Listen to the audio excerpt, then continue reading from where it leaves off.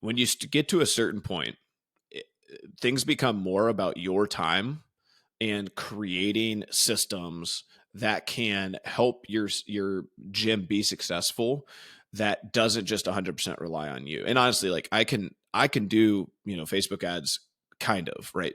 Am I going to be in there full time? Like, do I want to do what Blake does? No way, right? That's why I hired you guys. Like, I don't, it's because like we talked about in, I think, the previous episodes, like, culturally, I've got to be on the floor. I've got to be with my coaches. I got to be in my community. I've got stuff I've got to be doing, right? I do not have time to go in there and A/B test which images are working, or A/B test this and A/B test that. And to be frank, I don't have enough money to blow on like testing stuff, right? You're an inspiration to our entire organization. Welcome to the Gym Marketing Made Simple podcast. We're going to be talking the done-for-you marketing and sales strategies proven to work with boutique fitness gyms to increase quality lead flow and grow your revenue. Don't try to be a professional marketer and waste tons of money. Let the experts at Lasso do it for you. And now, here are your hosts, Blake Ruff and Sherman Merricks. All right, guys, we have another great episode. We have our guest on here, Jeff Binek, again, right? He's been on before. But today we're going to talk about something that I know Jeff is passionate about and he's pretty good at too. We're going to talk about marketing for quote unquote bigger gyms, right? So this episode is specifically for gyms 200 plus members, right? Because I think that sort of consider a bigger gym in today's space and stuff like that. So a lot of stuff that we'll be talking about is for gyms that are 200 plus. So if you aren't there, you can still tune in and learn so that when you get there, but if you're there, definitely tune in because we're going to give you some tips, some insight, some mindset stuff. But again, Jeff, thanks for hanging out with us, buddy. Yeah, for sure, man. Looking forward to this. This is one of my favorite topics. So, tell us a little bit about your gym. How many members do you have? How long have you had the gym? Yeah, so we're about 450 members. We do adults and kids. We've been open for 14 years now. Gotcha. Okay. So, let's talk about sort of the different level, sort of through your progression. Then we're going to jump into it. When you started the gym, you started with 0 people, then you sort of grow it from there. But once you hit 200, what was what was your mindset? Were you like, oh my gosh, I've made it? Or you're like, okay, that's good. I want more. Like, what was sort of your mindset? Because I think that 200 number is sort of, hey, that's sort of the top of the mountain for most folks. So like, what was your mindset? Yeah, we had crazy sticking points. I mean, I remember those vividly. Like 2012 to 14, we were between that 185 and 200, and we were just hard stuck. And we had some of like the coaches that I actually started the gym with, who were good, like lifelong friends of mine, ended up moving to the West Coast and went up to New York City to pursue other things in their lives, and kind of had this moment where it was like, okay, like, what do we do? Do we professionalize this a little bit? Are we trying to get beyond 200? What does that kind of look like? How do we hire people? So we had some stuff we had to correct. At 200, we weren't charging right to be able to pay staff what they needed to. So we had to kind of course correct that. We weren't doing any marketing efforts. And I think a big reason for us that we started to kind of stall at that 200 mark is that's that mark. If you're looking at like a 3 or 4% retention, where we were organically getting that, 6 to 8, maybe a little bit more than that from a new client perspective. But when you get to 200 and you're at 3 to 4% retention, that's 6 to 8 out the door just from moving away, graduating, changing jobs, whatever it might be organically every month as well. So those just kind of net out and you're kind of even Steven. And so, that for us was a kind of a nasty sticking point. As we started to transition a little bit beyond that, I remember thinking like, okay, we just got to level up. Right. And so for us at the time, we were doing a lot of the stuff that a lot of gyms in 2012 and 13 and 14 were doing. We were doing either straight to class, group on ramp, some of those kinds of things. We weren't creating real sticky relationships with people. And we like I said, we were undercharging. So we transitioned. We started doing a lot of personal training at that time. So we shifted our onboarding package to 6 personal training sessions at that time. We started, because of that, our coaches saw a pretty good increase in pay. We also saw that those clients stuck around a lot better. We had a lot better relationships with them. And then we were able to reinvest some of that because we were doing a little bit better. We had fixed some of our pricing stuff. We were able to reinvest that into some marketing. And that was when I started. That was when Facebook advertising was just kind of starting to fire up there. And so I started taking some courses and doing some stuff and doing real rudimentary like Facebook advertising stuff early. And I can't even remember doing good or bad. I just remember thinking like just being a nerd trying to, and I remember I felt so weird. Like we're going to put $100 behind this, man. It's like $100 towards that. Like we don't even know. And like, we thought it was such a big deal. And so that stuff was, fun to learn. But, when we started doing that, we did see some success early. And I think it was hard not to see success that early in Facebook advertising. But we started to see some success. And then that actually naturally started to bring us up to like 250, 280, because we were fixing some of our sticky issues with the personal training. We fixed our prices so we could afford to market a little bit more. And then with that added revenue, we were able to actually like invest in our coaches, invest in our facility, and, start to like, really, I guess you would say, separate ourselves a little bit from the competition, right? We were the only gym in the area that had full-time coaches. We were the only gym in the area that had like 2 workout spaces, different things that you could do there. We were really focused on quality. So we were always reinvesting in nice new equipment. So some of those things really opened themselves up as we started to get past that 200 mark. But those were some of the things that we had to kind of fix and put in place to start kind of moving beyond that mark, get past that sticking point. Okay. So okay, cool. So 200, then you start doing a certain thing. So my next question is, because I always wanted to sort of know this, because me, like I've never had a big gym, 200 plus members, but for me, like involved in the gym, when someone leaves, it sort of hurts my heart, right? Like even I'm just like, oh my gosh, like I hate to see him leaving. But with 200 members, right? Let's talk about the churn rate. Even if your churn number is great, you're still losing X amount of people per month. Now I'm asking sort of a personal question. Do you eventually get over that? It meaning like, no, you don't. Yeah. No. So what I would tell you, honestly, like I've thought about this one a lot, and I actually talked to my business partner. I go, the day that I do stop caring about this is probably the day I shouldn't run a gym anymore. Like that's kind of my thing is you really want to, I do think a big part of coaching and owning gyms is you are believing in people's best possible potential for themselves, right? Like that. And so then when people quit on you for reasons that aren't like real reasons, right? So like they're not like, hey, I got a new job in California, I'm leaving. Like that's obviously you have to cancel, right? But if they just quit on you, it's so hard to take because that person, if they really just like buckled down and invested in your system and really went all in, that they could fix all of their ailments, right? Like whatever it is, socially, emotionally, physically, that if they were to buy in, that they could be successful, and they just didn't give themselves that opportunity. And there's nothing more devastating than a true coach. Like, and I coach, basketball, football, lacrosse, I coach kids. There's nothing more devastating to a born coach than somebody who doesn't live up to their potential, and just watching that happen right in front of you. It's so hard to take.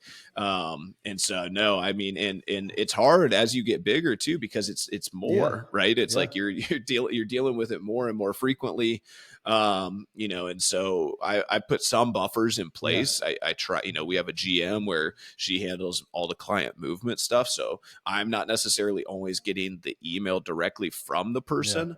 A lot of times that'll kind of go through her, and then her and I'll have a discussion at towards the end of the month where I kind of get like shotgun blasted with all of the shells at once. Right. And it's like one emotional moment, and then like I can kind of move on from it a little bit. So it doesn't have the same sting as, I think one of the big things that owners do that's like, man, it's like, what do they call it? Flailing yourself, right? Is they like are checking their email at like 9 o'clock at night, and they're getting these cancellation emails right before they go to bed. And dude, that's the stuff like you got to you do have to put some buffers in place. I think if it is something that hits you emotionally, just know that, right?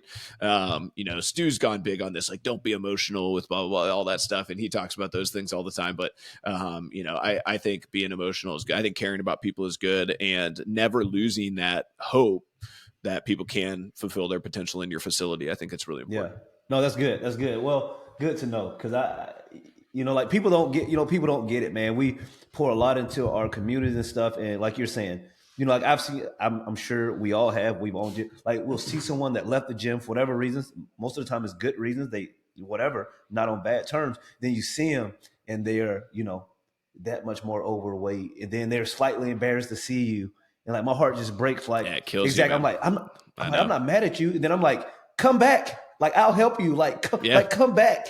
But yeah. So, but my boy Drew, I know exactly. Like, I got one client right in my head right now, man. He was one of my favorite clients, and he just quit on me. And I still see him all the time, all around the community as a teacher locally. Yeah. And I just love the dude. He's one of my favorite people, but he's struggling. And it's tough. Drew, it's tough to Drew, see. if you're listening, go back and see Jeff at Friendship.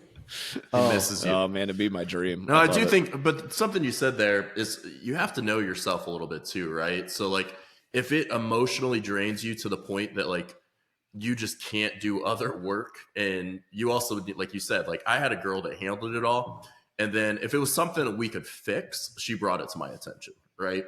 Yeah. But if other than that, if it's like moving and stuff, like even that like still stresses you out. You're like, crap, because it's always just a numbers game. Like, let's be honest, just a numbers game, which probably going to lead us to a next point of marketing with a big gym.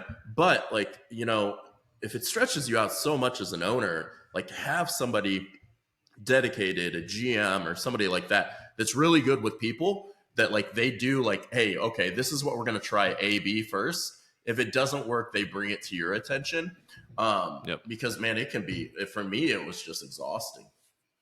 Well, and you can hire, VAs for not much money to sort and sift through your emails for you and give you kind of one dump on like a, whatever, like pick your favorite part of your week or something like that. Like, hey, a Thursday at 10 a.m. I get all of the emails I have to do and I bulk them in. But there is a discipline structure, I think, to that. We had a gym owner locally who was super emotional about stuff, and they ended up closing. They didn't end up making it. And I think a huge part of it was because she just emotionally couldn't handle the swings. And if it's going to mean that your community loses the opportunity to have your gym because the emotional stuff is so hard for you, then I think, a big part of your task list should really be to start to think about how can I put things in place, just like you would, if you have a client who's snacking all the time late at night, you're going to try to start working on putting systems in place so that they don't do that, right? Like it's the same coaching that I would give you for that is if it's going to end your business career, then start putting some buffers in place to help you with it, because it's tough. Yeah, and I think I'm going to say something, I'll ask a question here, but I think the best piece of advice I ever got was you need to go into the mentality that everybody's going to leave your gym at some point. And if you go into it with that mental space that like sooner or later everybody's going to leave, it's just the cycle that it happens, and stuff that you just can't even control. They might like to try something else, and like they loved your gym. They just like, I don't do CrossFit, and I owned 2 CrossFit gyms before. Honestly, I don't want to lay in the bathroom doing a 2-minute Fran to sub 2 minute for 45 minutes. Like act like I'm dying. I competed in sports my life. I'm all done with it. But to your point, what you said about like losing earlier and organic and gaining, we just literally just got off a call with a guy that does $80,000 a month. He's like, or he did 90 in February and has tracked down to 81 at this point because of the reason that you're mentioning. He just can't organically, and I've said this over and over, like you can't organically, at some point you come to the threshold of like your organic is not going to go past your churn, right? And then so the only element that you can do is paid marketing at that point, because you have to reach people outside of your little following. And because all these, here we go. I already know where it's going. Here we go. Readjust. These so many mentors like, oh, you don't need paid marketing, blah, blah, blah. But like, why do you think F45, Orange Theory, Metabolic, all these guys are spending $75 to $150 per day? because they Well, want to keep growing. And that's why they're beating your gyms. That's why Orange Theory opens up with 200, 500 members, right? So I think, what point, I think for you, I guess, what point for you did you realize, all right, there's no other element that I can do. Like, I have to do paid marketing. And like, what advice would you give, you're a super smart dude. What advice would you give to gym owners that are listening to that 200, like, to look at their numbers and say, okay, this is the point that I need to start investing in marketing?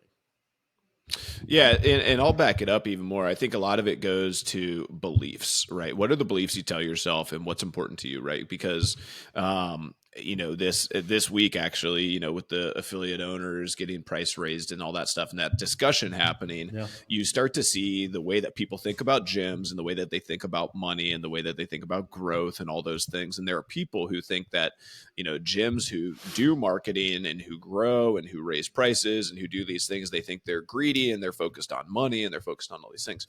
My belief is that if we do better financially and we grow and we do these things the right way, we get opportunities to help people who want help. And I think that we can do it better than anybody else, right? Like, that's my belief. That's the system I've created. That's the gym I've created. That's the coaches that I work my ass off to train, all those things.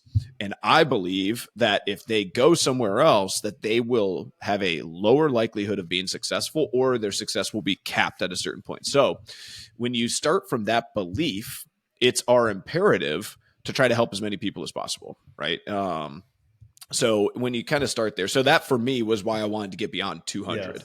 It's not, it's not like a greed thing, a profit thing, a money thing, and a lot of it, like from a profitability standpoint, it doesn't necessarily change as a percentage, right? It just is a percentage of a bigger bucket, right? So when we think about that, that I think is always kind of the first thing. And so if you don't believe that, to Blake's point, then yeah, sure, you don't need to do paid marketing. You'll hit your even Steven number. You'll hit your equilibrium. So what you're saying is that reversion to the mean ideology, right? Where if my limitation is I can bring in 20 leads or 30 leads a month, and of those I can sign up 5 or 6, then you have a hard limit on how many total members your gym can have. And the only thing that can change that is changing those top of the funnel numbers. So changing how many leads you get, how many appointments you book, and how many new clients you can sign up. Right? You can sit there till you're blue in the face and work on retention, but that doesn't stop people from moving and changing jobs and all that stuff. And so you will always go back to that equilibrium, and everybody's equilibrium is just a little bit different based on their area, their foot traffic, their organic traffic, all that stuff. But at the end of the day, everybody's got an equilibrium. The only thing that'll help you break past that is changing something, right? If you don't change something, nothing's going to change. And so, what you can change is most big businesses. If you look at any other business in the world, doesn't matter. And I own a handful of other businesses. Every business has this thing called a marketing budget, right? Yeah. And for some reason, gyms think that they're like immune to this, when in reality, of all the industries that you could possibly think about in the world, the gym industry is probably number one, the most competitive, and probably number two, probably one of the most ones that needs to market, right? Like, it's a marketing business, right? Yeah. And so it's asinine to me that we think that you can just not have a marketing budget, and like, if we build it, they will come and just we'll be fine. All this stuff. It's an asinine way to think about business, and it doesn't exist anywhere else. And honestly, if you talk to other businesses and other business owners and say that, hey, we don't do any marketing, like, people will say you're freaking crazy. Like, if you talk to lawn care, landscape company, like whatever, it doesn't matter, any service business industry, it blows people's mind when we talk about marketing budgets even being at 1%. I remember we hired a marketing company. We started a second gym, and they were like, what's your guys' marketing budget? They were expecting to hear 10%, 8%. Yeah. That's the type of companies they work with. I'm like, oh, like maybe 1%. I'm like, what? Yeah. Like, well, that's not enough money to do anything. Yeah. Right. And so I think, there's some limiting beliefs in the ecosystem around marketing generally, but also around how to break past some of these barriers. And so, same kind of idea. If we don't have capacity right now to get past our current number from like an actual, like, we run 13 to 14 classes a day. I've got 6 full-time staff. We've got 42 people in sessions every, main hour. Yeah. you name it. Like we are, if you were to say, if you guys wanted to be marketing bros and be like, hey, could you handle 50 new gym clients this month? I literally am like, no, like literally we cannot handle that. So then I can tailor my marketing spend. Once you get good at this, right, you can tailor it and tweak those dials perfectly to where, hey, I know at 450, if I have a 3% churn rate every month, I'm losing 14 to 15 people. So if I back up the truck, I need 60 leads every month. Going down the funnel, 60 leads turns into 25 discovery calls. 25 discovery calls turns into 18 in-person appointments. 18 in-person appointments turns into 15 sales. My 15 sales is +1 to my 14 cancellations on average. And now I'm a +1 at the end of the year. I'm +12. I actually think this year we were +17. And that is like the very moderate growth that I'm looking for at this stage in business, right? And so once you learn how to play the numbers game, it's just about tweaking those dials. If I was in growth mode, I would take that marketing spend way up. I'd try to get 100, 200, 300 leads, and I would start to try to make sure I can fulfill that amount of leads first, right? And then, you go from there. But it's like you said, it's just a numbers game up to a certain point. You'll hit your equilibrium, and then the only way to blow past that equilibrium is either improve and change your systems, improve your churn to a point, and then start to run marketing stuff. Yeah, I think one thing I always say is the worst business is one that relies on referrals every month. If your business is like, oh, I'm just gonna, Susie Q is gonna bring me 5 this month. Like if you're like, and she doesn't, you're screwed, right? So like having predictable every single month, and this is something like me and you've talked about, and I think it's crazy because all these other big businesses have marketing, and maybe I'm wrong, but I feel like gym owners feel like every month I gotta make, even if I make $1,000 on a $2,000 investment, it wasn't worth it. And I'm like, where in the world do you get $1,000 from $2,000? So talk about for you, because you're really good in this, and we just made that 20-minute video, and I'm sure you talked about this in there. Is how do you look at like how do you tell gym owners that like, hey, your investment, like you don't have to make it like. It's the reoccurring part of it, right? That it compounds on itself. So how do you look at that as like, a successful gym that you are, rather than being like dollars and cents every month? I have to put out, $2,250, $3,000 or whatever you put out each month. And I got to make $4,000. If I didn't make double my money, it wasn't worth it. Right. So what's kind of your mindset with that? Yeah, we've been around 14, 15 years. We've had the same name, the same location. We've been around a long time. So, association and referrals and some of those stuff, it's not that we don't get them, but like, we have to kind of start what I think about as new webs, right?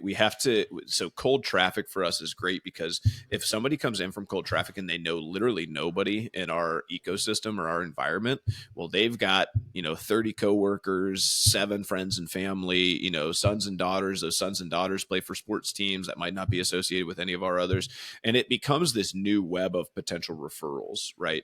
And so I think there's a bunch of metrics that you can start to pay attention to in terms of moving your business forward that don't directly hit your bottom line in month 1, right? So I do think that starting those new webs, right, is huge. Our very first month that we ran with Lasso, we signed up a bunch of people, but there were 2 couples, and both the women came in and signed up, right? So we signed up. So on the growth scorecard, it shows 2, right? Not on the growth scorecard necessarily then is their husbands both joined, right? So now we're at 4. Okay. They have collectively across those, both of their kids come now too, right? So take on 4 more, right? And then collectively the referrals, their kids have brought like 5 friends. They themselves have referred their neighbors, right? And so I think across the total ecosystem, just those 2 women signing up has more than paid for when you look at like the sprawling web. And you can sit there and say, well, Facebook advertising didn't bring those people in. Our systems or, our referrals did, but it's like, but you wouldn't have met those 2 people, right, if you weren't running the paid advertising, right? Yep. And so I think that's one thing that you can look at. I think the other stuff that we look at is like, I want to look at web traffic. There's people who are stalking our site, who are reading our stuff, who, otherwise wouldn't have. There's people who follow us on social media, right? So when we start posting a bunch of our content, there's people who follow my podcast, because when you're a new lead, they start to get that we send them a podcast. If they're not signing up in our discovery call automation, they get access to our podcast. I have people who be like, hey man, like, I didn't know about joining, but I listened to like your first 10 podcast episodes and I just love what your community is about. I'm on board. And then those members are super sticky. So there's all kinds of other ways. And a lot of this stuff is just going to test how good you are as a whole, right? And if you're doing everything right, then the paid marketing is just gas on a fire. And I hate to say, like, I don't really pay attention to long-term ROI. At the end of after a few years, I just look at it and I go, we're in a really good spot. I'm super happy. Things are working, right? Like, let's not interrupt the things that are working really well, right? And that's not to say that we don't try to make things better. Like, we've improved the automations a ton, right? To get, make sure that they're getting our blog, our YouTube channel, our podcast, right? And those are things that we do really well. There's making sure our referrals, our reviews, right? Like, we've got, I think, 450, like 300 5-star reviews on Google. So you look up other gyms in the area. I think the next top one's like a 4.8 star Orange Theory down the road that's got like 31 reviews. Yeah. So people like will come in and be like, you guys have more 5-star reviews than I've ever seen like any business ever have. It's like, yeah. Fucking blow you away. Let's go. Right. So I think those are the things. It's like, if you're doing everything right, then paid marketing is just absolute gas on the fire. And the numbers, I mean, on top of that too, once you start playing with this stuff, you can acquire profitably. Like, you can design your systems and your onboarding packaging to acquire profitably if you're that type of business. Not all businesses are, right? Yeah. So there's a lot of, 5 for 5s and frees and these kinds of things that you are not acquiring profitably. That's a lot harder to figure out. I think the long-term ROI of those, you have to have really dialed in LTVs and ARMs and all that stuff. But for a lot of CrossFit gyms or gyms that are doing personal training onboarding, like, just make your initial package, make sure you acquire them profitably, even if it's $5 in month one. Yeah. I think you can run all those numbers. One thing you said in that kind of overview is not all the time is marketing black and white, right? Of like ROI, like you said, I got 2 from there, 5 from there. Like, a lot of times, so many of these gym owners, and I always compare it to a Coke commercial, right? In the Super Bowl, they don't go and say, okay, next week after the Super Bowl, did we sell more Coca-Cola than we did the previous week? No. Or I'm sorry, what came from the Super Bowl? No, they don't say that. Is revenue up? Yes, it worked. That's it. Right? Like, and there's some things we can't control, your churn, right? Like, if you have a crappy service and like your classes are not good, that's on you. But like, if you're gaining more members than you were previously before marketing, the simple answer is it's working, and you should keep doing it and keep doing everything else. Right. So, Sherman, what do you got, man? Oh, and it'll highlight too. I mean, I think that's the nice thing is, while it is gas on the fire, if it's not gas on the fire for you, what it's doing is it's highlighting your hole. Like, it's highlighting your weakness as a facility, and where you are not excellent. Right. And that's, I think, a tough pill to swallow for people sometimes, where it's like, oh, hey, we signed, you look at some of these scorecards, like we signed up 26, 31, 19, 22 in 4 consecutive months. And I'm like, holy shit, are you guys at capacity? And they're like, no. Like, what do you mean? Not even close. I'm like, you signed up 80 people in 4 months. How are you not at capacity? I don't understand. Yeah. Like, that doesn't even compute with me. Like, if we signed up that many people in a month, my classes would be full and waitlisted. I have people canceling because they can never get into a session. Like, I don't understand. So there's a problem on the back end that is getting highlighted here that we need to take a look at. Right. So it kind of goes both ways. It's you're either failing and learning or you're succeeding in spades. Yeah, no, I think that, from this episode, like, one of the big things is that you have to, as your gym gets bigger, you have to have a real marketing plan because of the churn rate, because of nothing else, and like, this is one of the things, Jeff, like, when we start working with you, I was like, all right, is this guy going to be good or is he going to be bad? Like, everyone comes to us sort of saying the same thing as you. Hey, listen, I don't need to make ROI 1 month. Like, I need to make sure that this is a system that can help my gym grow and sort of be on autopilot. Like, we love to hear that, right? Like, we don't love a gym coming to us saying, hey, if this doesn't work, I'm going to have to shut down the gym. I need 48 new members over the next 2 months. We're like, that's not a good sign. But, one thing that we've seen, and like we've actually implemented some of this stuff in Lasso from working with you, is like, okay, if you're really dialed in, like, we can tell you you could tell us right now from the time you started with us to up to last month, how much revenue are you making monthly from just the people that came from the ads? Like, you keep up with data like that. And I think at times, so many people, they really don't keep up with the data. It's sort of like feelings and, this and that. So I got to stop. And I'm like, guys, like, we got to level up as an industry, Yeah, I think that's the hardest part is, like you said, leveling up as an industry. It's when you get to a certain point, things become more about your time and creating systems that can help your gym be successful. That doesn't just 100% rely on you. And honestly, like, I can do Facebook ads. Kind of, right? Am I going to be in there full time? Like, do I want to do what Blake does? No way, right? That's why I hired you guys. Like, it's because like we talked about in, I think, the previous episodes, like, culturally, I've got to be on the floor. I've got to be with my coaches. I got to be in my community. I've got stuff I've got to be doing, right? I do not have time to go in there and A/B test which images are working, or A/B test this and A/B test that. And to be frank, I don't have enough money to blow on like testing stuff, right? Yeah. And so once I started to find that, once Facebook ads started to get really competitive, I was trying to do that stuff, and it takes so much time. And then you're sitting behind a computer screen and you're not in the weeds with your coaches, with your clients, with making sure that the back end fulfillment is where it needs to be, making sure your sales and the lead nurture is where it needs to be. So this allows me to focus on the stuff that I want to focus on, and still checks the block to make sure that I'm able to get the marketing done so that we can be where we need to be. So, I mean, it's been amazing. I'm super thankful for you guys for doing it. It's not easy work. But yeah, I mean, honestly, it allows us to be super, super mission focused and just take those leads that come in and just, hey, listen, if you're on the ship, awesome. You saw our ad. That's great. Like, get on board. We're going to knock your socks off. And it's kind of like you guys set them up, we knock them down, and it just works, man. Yeah. Good. Yeah, guys,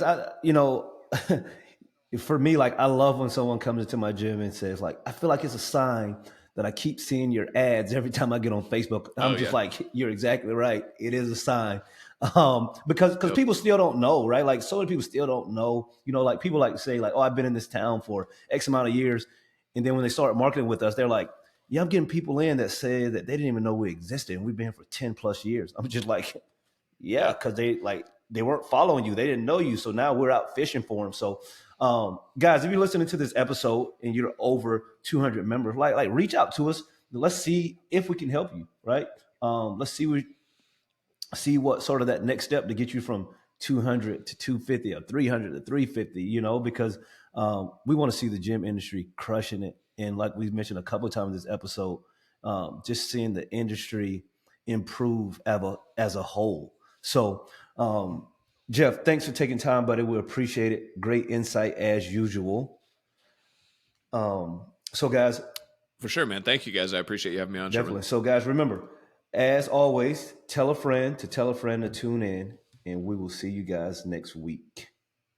Yeah. Thank you for listening to the Gym Marketing Made Simple podcast with Blake Ruff and Sherman Merricks. We hope you enjoy.